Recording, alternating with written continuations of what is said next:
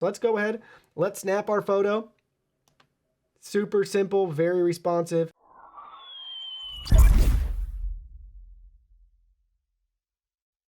Hey everyone, Digital David here. Today in this video, I'm going to be checking out the Acer Swift 3 thin and light laptop. I did receive this product to review, but any opinion expressed in this video is strictly my own. That being said, if you're interested in this product, you want to find out more about it, the link to it will be in the video description. You can see the retail box and packaging right here. Check it out. Walks us through some of the key tech specs for this particular laptop. You may have noticed too, we actually have an Alexa sticker on the box, which is pretty cool. This does work with Amazon Alexa, and it actually acts as an Echo Show, which is pretty impressive. So, with that being said, what are some of the key features? Well, we got Windows, we have your AMD Ryzen 7 5700U CPU, 14-inch Full HD IPS display, 8 gigs of RAM, a 512 gigabyte PCIe NVMe, and we're also rocking Wi-Fi 6. So we got Wi-Fi 6 with this laptop. Now let's go ahead, let's open it up and look at the contents. Here are all the contents. First up, you can see we have our product literature right here with our warranty and disclaimer information, followed by our customer service and contact card with their phone number to reach out if you have any questions. Next, you can see we have our setup guide right here, walking us through our initial notebook setup for the first time. Flip it over, same information available in multiple languages. Next, you can see we have our charger and power supply right here. And last but not least, we have the laptop itself. Let's go ahead, let's look at that in more detail. Here's the laptop up close, check it out. You can see front and center, we have the Acer logo and branding on our nice metal, small and slim body for our laptop. You can see on this side right here, we have some of our ports and I/O. So first up, you may notice we have our power plug, then we have USB Type-C, HDMI, and USB. Pay attention to this indicator right here. That's letting us know that with this particular USB port, we can power and charge our devices from this port, even if the laptop's turned off, which is really cool. You can see it from this side right here. We have a nice little hinge and groove so we can easily open up our laptop. Here it is from the other side. You can see our additional ports and I/O, headphone jack, USB, Kensington, security lock, and our indicator lights. On this side, on the back side of the hinge, you may notice we actually have the Swift logo and branding. So check that out. Maybe you can see it in the camera. Right there it says Swift, which is cool. And then we have additional ventilation right here. Just like the back side, you may notice additional vents and our speakers and more product information. Now we can go ahead, we can open up the laptop right here. So check that out, 14-inch display, IPS panel, full HD, DTS logo. We have our Ryzen badge, our AMD Radeon graphics badge, and Alexa built in, and some quick tech specs for us. So full HD, 14-inch IPS display with very narrow bezels. You can see long battery life, Wi-Fi 6, dual band for some really fast wireless speeds, USB 3.2, and we have our HDMI port. You can see that ventilation up here. We have a backlit keyboard. Check out that display. It looks really nice. Again, the laptop's just super thin and lightweight, and we do have a webcam up at the top. Now let's go ahead, let's power it on and try it out. So you can see with the laptop all set up and ready to go, the first thing you might notice when you're using this laptop is the backlit keyboard. It is really nice and bright. Let's go ahead, let's turn off all the studio lights here so you can see how bright it is. So here's the backlit keyboard up close, check it out. It's really nice and bright, great for any dimly lit environments. You can see, really easy to type on, and you'll know exactly what key you're hitting. Next up, let's talk about the built-in fingerprint sensor. This is really a nice feature and it works great. I've had zero issues with it so far. I've saved multiple fingers and it works great. So you can see our lock screen right here. Watch how quick and responsive this is. So as soon as I touch it, it's going to sign us right in, near instantaneous. Next up, you can see what it's like to browse the web with our Swift 3 laptop. Again, we got a 14-inch display, full HD. Check it out right here, very responsive. Everything looks really nice. We're just browsing the YouTube trending page. Everything is clear and crisp as you would expect. Same can be said if you want to check out other sites like The Verge right here. So again, we have multiple news articles and stories, the images, the titles, everything's loading clearly and very, very responsive to your gestures and controls. Everything looks really nice. So let's go ahead, let's just click on an article and you can see again different titles, fonts, colors, clear, crisp, really easy to read on this display. Having all those pixels at a small screen size like this is really nice. The resolution just looks great on this particular IPS panel. In case you're wondering, this screen is an IPS panel, and typically there's three types of panels. There's your TN, your VA, and your IPS. IPS panels are typically known for their color accuracy and their viewing angles. So definitely what you want to have on a laptop, in my opinion, to make sure you're getting accurate colors as well as great viewing angles, depending on how you're positioning the screen. Maybe you're using it on your lap, on a desk, that sort of thing. There's a lot of flexibility with IPS panels. Talking about the display just for another minute, you can see we have our UFO test on the screen right here. So we have a 60 hertz refresh rate with this display. And you can see what 60 FPS, 30, and 15 look like. Obviously, the more FPS with the higher refresh rate that we have, the smoother the footage is going to look. But rest assured, if you're using this for web browsing, working from home, maybe you want to have this laptop for school, anything along those lines, it's going to look great and be responsive enough for you. So the Swift 3 is equipped with the 720p webcam. You can see the camera right here in our laptop, and we're currently in our camera settings. So we can turn and toggle HDR on or off. And then you can see we have a 2, a 5, and a 10-second timer. We have some additional settings up here. You can see we can turn a grid on. We can turn Pro mode on if we want to get rid of that HDR toggle. And then we'll be able to adjust the exposure manually. Here's our photo quality. So we're at the max quality right now, 0.9 megapixels, 1280 by 720. Time-lapse option. Here's our video quality, again, 720p, 30 FPS. Flicker reduction. And then you can see some additional Windows settings right there. So let's go ahead. Let's snap our photo. Super simple, very responsive. Now let's go ahead. Let's take a quick video. So you can see no additional video settings down here. But let's go ahead. Let's take one. Here's our Swift 3 sample video from the webcam. So check it out. We got our light source up here. Watch my hand as I kind of mess with the camera. So you'll be able to see as we turn it down how it's going to adjust. So we'll get closer. Further away.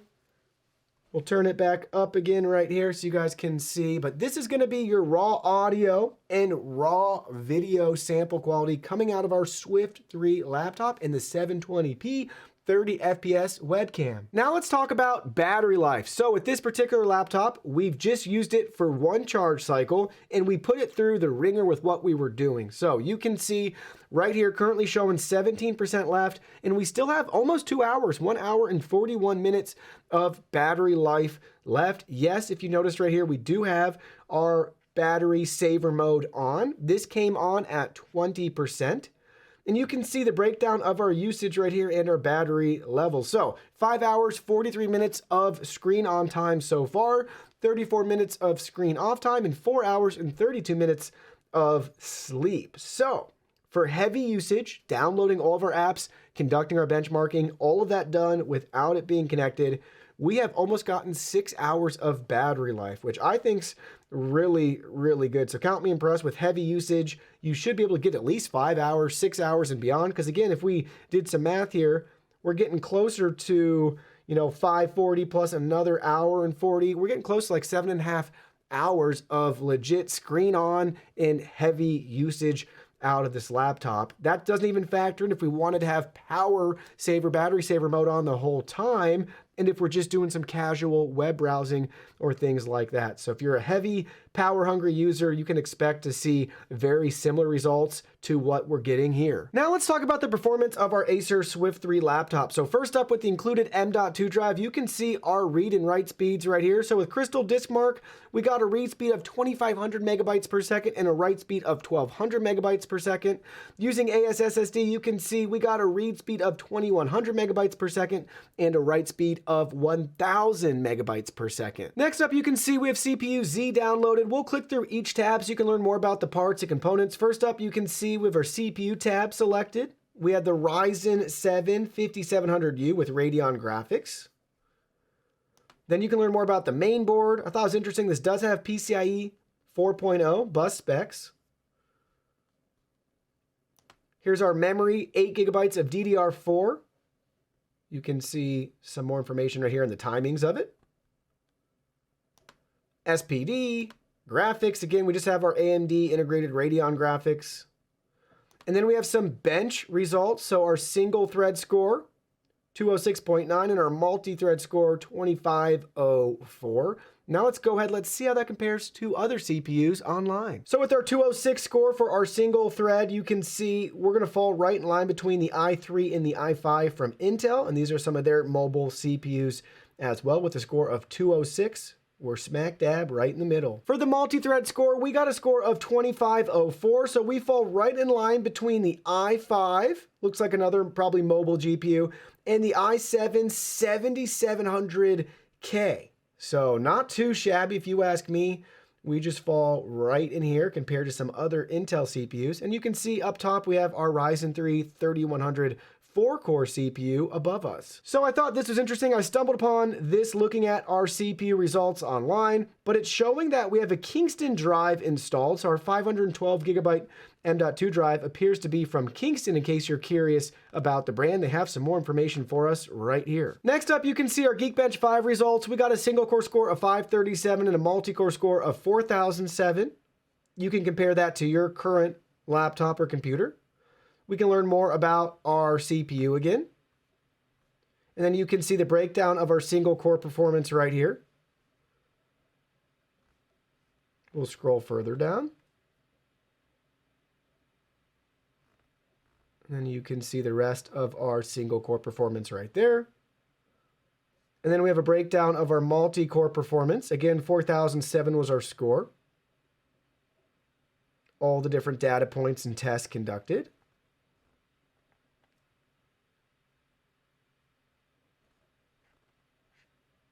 And there are the rest of the results. Next up, you can see one of my favorite tests right here. We have our Cinebench R23 results. So we got a multi-core score of 4900 and a single core score of 532. You can see our ranking right here with our single core score. You can see it's 11 out of 12, but you can compare that to your CPU and other results online. And then here's our multi-core score, same thing, 30,000 up at the top. We got 4,900, so we're towards the bottom, 10 out of 12. So you can see our 3D Mark results right here. We got an overall score of 1376. You can see our graphics score of 1209 and our CPU score of 6409. So here's how we rank to other builds with the same hardware. So the average is 1285. We're above average at 1376, and we're close to the best score of 1489. Now you can see our user benchmark results right here. So 13% recommended for gaming, 49% as a desktop, and 13% as a workstation, as you would expect with the specs for this particular build.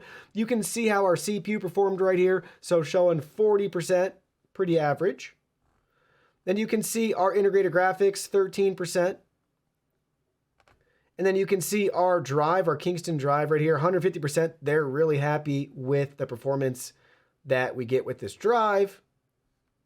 Just disregard this drive. That's what I had plugged in earlier. And then you can see our memory right here. They're happy with the 8 gigabytes of RAM, showing 72%. Very good. All right, lastly, it wouldn't be a laptop review if we didn't at least try to play Fortnite on this laptop. I know the Swift 3 isn't made for gaming, but check it out. You can see our FPS counter right there. We're showing about 40, 45 FPS. And you can see right here what we're rocking in regards to our graphics settings. But you can see we have everything set to basically medium.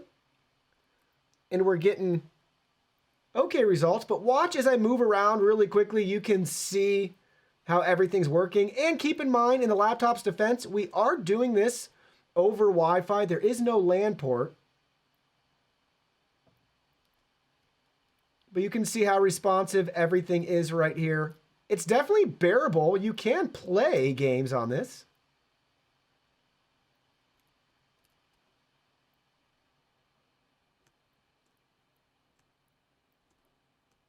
So you can see pretty responsive, decent, good enough, I'd say, for just a casual gamer. If you just want to maybe occasionally use this to play some games and you're okay with rocking 1080p and a lower refresh rate, it's definitely bearable. So now you might be wondering, okay, David, you presented a lot of great features on the Swift 3, but what would you want to see changed or made different in the future? Well, I'm glad you asked. I think the biggest thing for me is having a quieter cooling option. So the fan is noticeable and loud. Once your laptop is under a certain load and it kicks on, then you're going to be able to notice it. Obviously, if we're just browsing the web or just doing some light computing, it'll never kick on and you won't even notice. But once you're under that serious load on your laptop, you will be able to tell when the fans are on. So I'd love to have basically some sort of silent cooling option even at 100% load, especially because they did some really clever engineering with this particular laptop. Watch as I open up the screen. You may notice it actually props up, kind of like a kickstand, the base of our laptop to allow better airflow and circulation, keeping everything nice and cool. So the good news is that'll help keep the fans from running, but if you're going to be doing any sort of heavy tasks and computing and it boots up the fan, it's definitely noticeable. Other than that, I'd love to have a 1080p 60 FPS webcam. I really feel like that was a miss on this laptop. We definitely should have 1080p at a minimum and baseline with everybody working from home and doing school remotely. That would be a nice addition in the future. Lastly, for me, I would still love to have an Ethernet port. You can call me old school, but it'd be great to have an Ethernet port with this laptop. On that note too, I want to point out you can use this USB Type-C port to charge your laptop, but I wish they would have just given us an additional USB Type-C port for charging here and just ditched the barrel connector all together. But overall, really an enjoyable laptop that is definitely a great balance between price and performance, and it gives you some top of the line features at a much more affordable price point, and we still get some nice looks and aesthetics, backlit keyboard, and plenty of I/O options. So overall, definitely not a bad choice if you're looking for a great, lightweight, small, and compact portable laptop that's still capable of doing some demanding applications and tasks. Well, that concludes our video. Thank you so much for watching. Don't forget the product link will be in our video description below. Please go ahead, check it out, and do your shopping from there. Any purchase made through that link helps support our channel at no additional cost to you. So we're really grateful and thankful for all of your support. While you're at it, can you go ahead and hit that like button for us? And subscribe to our channel. We have new content coming out daily, and we don't want you to miss anything. Please go ahead and give us a follow online and make it a clean sweep. Facebook, Twitter, Instagram, Twitch, TikTok, Discord. You can message us on WeChat, check out our website, and join our free newsletter. Thank you guys so much for being here. Don't forget new content daily, and we can't wait to see you in our next video.